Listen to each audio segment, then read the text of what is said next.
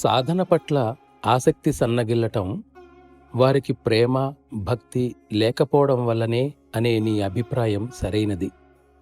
కాని వారికి ప్రపంచంలో ప్రేమించటానికి అనేకమైనవి ఉండగా, దైవాన్ని ప్రేమించేటట్లు వారిని ఏ విధంగా ప్రోత్సహించగలం అనేదే సమస్య.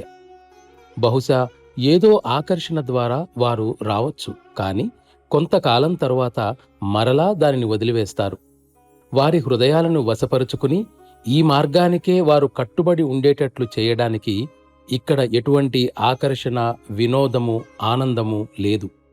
ఏది ఏమైనప్పటికీ వారి బాధ్యతనంతా నాపైనే వేసుకుని సమస్త బంధాల నుండి వారికి విముక్తి కలిగించటమే నాకున్న మార్గాంతరం.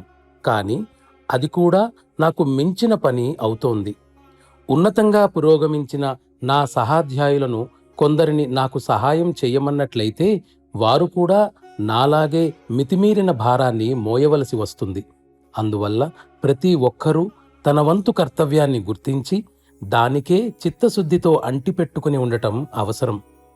మిషనుకు సేవ చేయటం ప్రతి అభ్యాసి యొక్క కర్తవ్యమే కాక, అది అతడికి ఆధ్యాత్మికంగా ఎంతో లాభదాయకమని గుర్తించిన వారు కొద్దిమంది మాత్రమే ఉన్నట్లు కనబడుతోంది.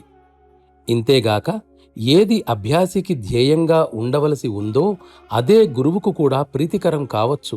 కాని అత్యంత సాధారణమైన ఈ విషయాన్ని జనులు లెక్కలోకి తీసుకోనప్పుడు ఏమి చేయాలి?